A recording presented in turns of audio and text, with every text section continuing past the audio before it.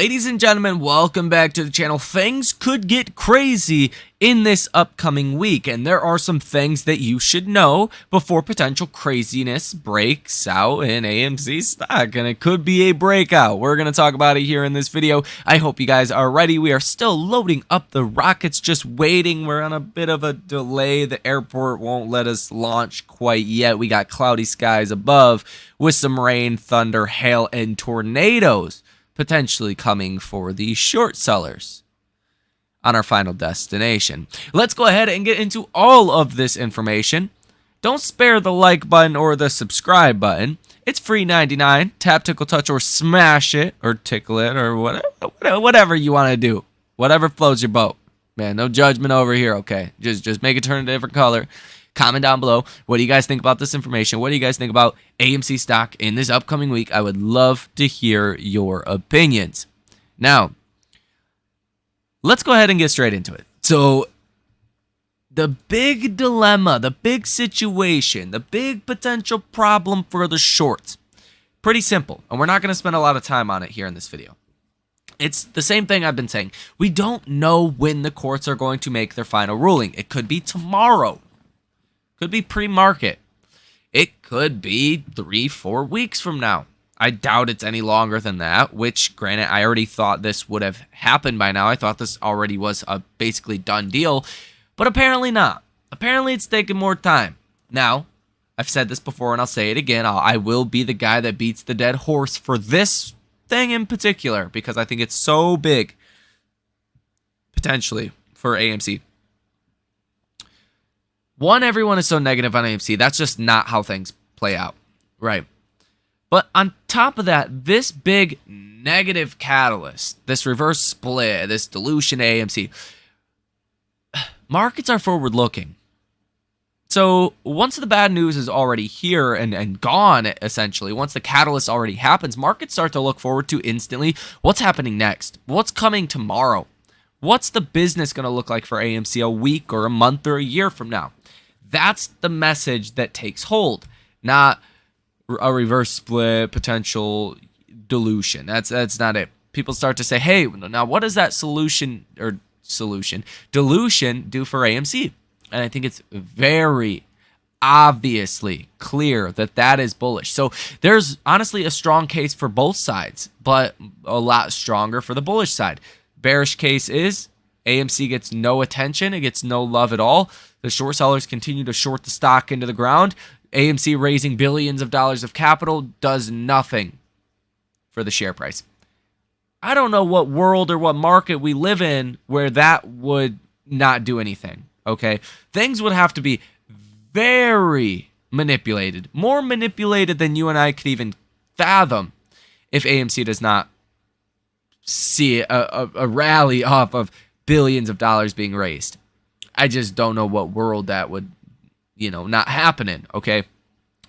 So that's a big part of my kind of bullish thesis. Now, you've seen a lot of bears, and like I just said, a lot of them are negative. Most 99% of hedge funds and institutions taking positions in AMC are bearish. Now, there is not enough bullish people to essentially make the bears right. So think about it like this. If you and I, if I bought a call, you sold a call, whatever. If you and I were in an option transaction, for an example, this works the same way with shorts and things of that nature, but we'll talk about options. I think it's a little bit easier to understand. If you and me are in an options trade and I win big, that means you're going to lose, right? You can hedge out that loss. You could do other things, but one person ultimately wins in a transaction. Now, think about it like this. When these hedge funds and institutions are buying trades worth tens of millions of dollars and thousands of options in these trades, there's not enough retail investors that are going out and, taking that bullish bet. Although a lot of people are bullish and you do see retail still being bullish, still buying calls, still buying shares of AMC, there's just not enough of us to offset tens of millions of dollars worth of individual trades. I mean, these trades are like $10 million a piece, $5 million, $12 million a piece. We don't have enough buying pressure to offset that. or take the back end of that. So who is? Are market makers going to take that loss? Well, no. Right? Before that happens, the market makers will make the stock go up out of nowhere. So there's just not enough. There's not enough. It's two offsides here for this to actually play out the way that the bears hope it will. Now, at the same time, AMC's raising all of this capital. Well, the movie theater business seems to be doing pretty well. Adam Aaron just tweeted, Barbie opens July 21st only in theaters, starring Margaret Robbie and as Barbie and Ryan Gosling as Ken. The advance publicity has been monumental. Cover story of Time, People, Vogue, Bloomberg Business, Business Week, among others. Whoever said that movies and movie theaters are dead, choke on that. And it's pretty clear this is probably going to be a pretty big hit, right? It's probably going to do well, and that's going to be another positive for AMC. Now, this whole time, throughout this whole entire sell-off we've seen with AMC, the business itself has been doing better. So that's I guess you could go back to what I said. The bearish case here is if AMC's business also starts to underperform, starts to do even worse, and you start to see AMC losing even more money. Now, a lot of AMC's loss is not actually happening due to their business day-by-day operations. A lot of their loss has to do with servicing their debt as well. That's a big part of AMC's loss right now. And they're going to be able to pay off a lot of their debt, hopefully, and that hopefully won't be such a big issue. Now, I think the attention really turns at that point is, how much capital is AMC burning through every month or every quarter? If it's manageable, if it's not that much, if there's a path to profitability or a path to at least being break even, well, that's also important to consider. It's a lot different if AMC is losing $50 million a quarter, like we've seen during the last quarterly report, minus some of those service payments, right? About $50 million loss, just their business itself. Or if AMC's losing $400 million a quarter.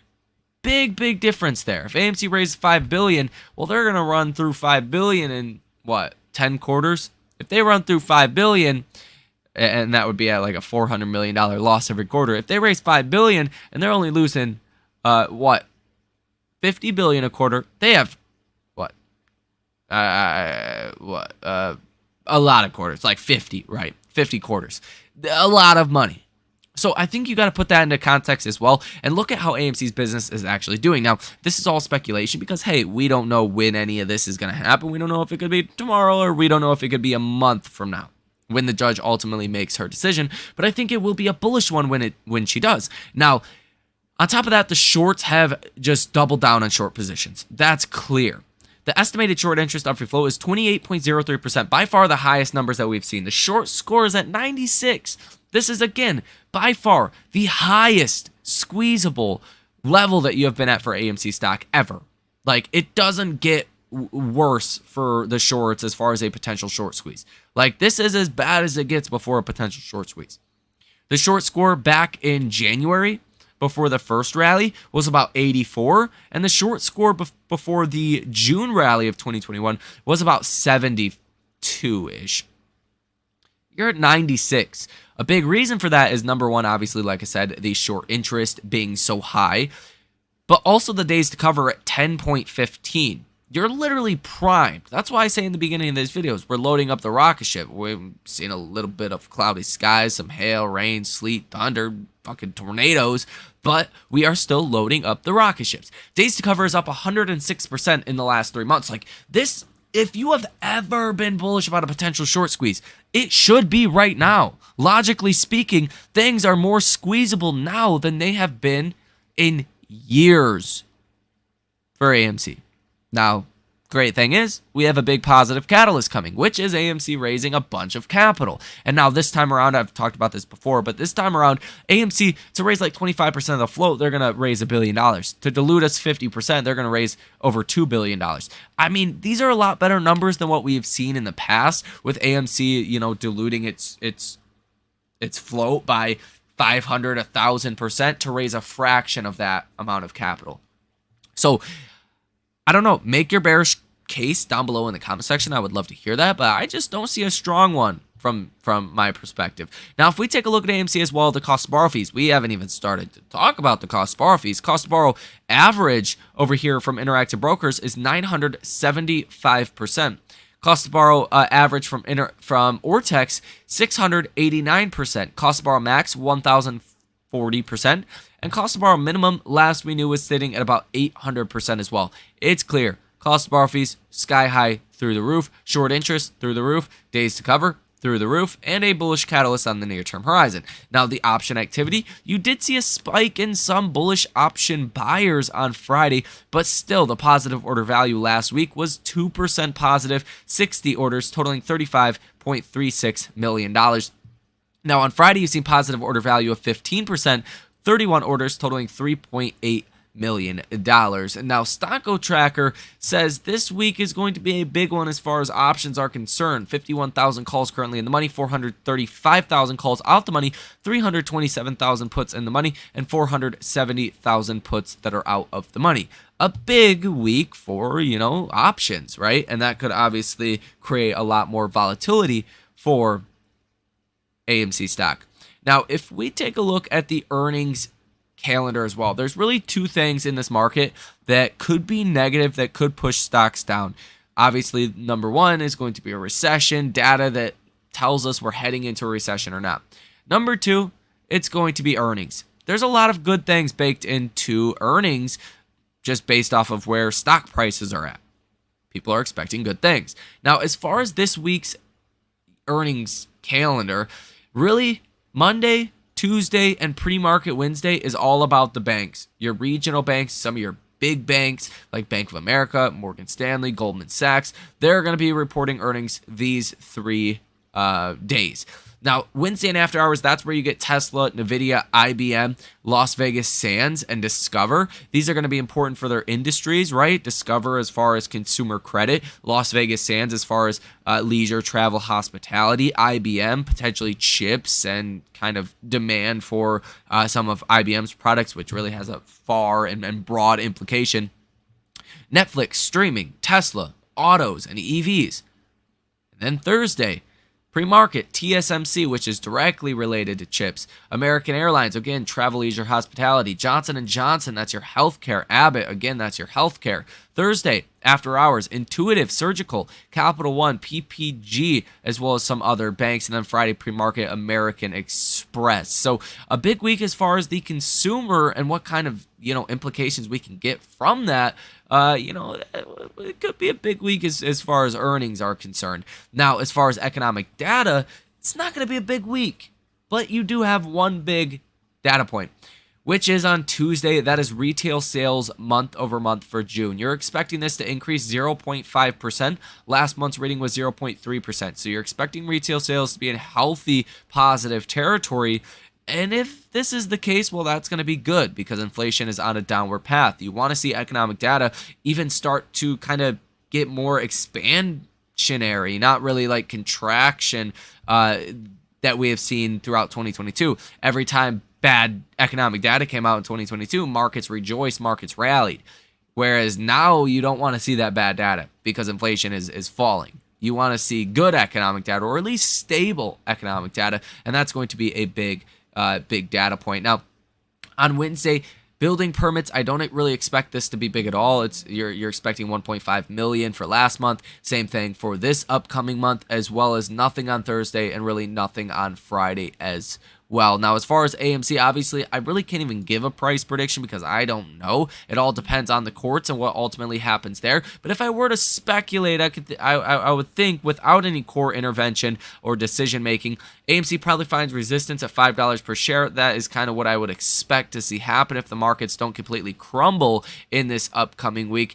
And then if we get a ruling from the courts, that's going to change everything. Now, if markets do start to tumble this week, your low point that I would watch is around $4.20 per share. That looks to be around that demand zone, and that looks to be a solid level of support, in which that's the level that we bounced off of right back here on July 10th. So that is going to do it for this video, ladies and gentlemen. Hit that like button, subscribe to the channel, and source your comments, questions, or concerns down below in the comment section. If you guys want to come trade with me live in real time every time I make a trade, link down below in the the description of this video. Get yourself free stock with Webull, as well as stay tuned for further updates. And let me know down below in the comment section, what do you guys think about the bull and the bear case with this court situation? I would love to hear your opinions. Thank you for watching. Enjoy the rest of your day or night, and I will see you in the next one.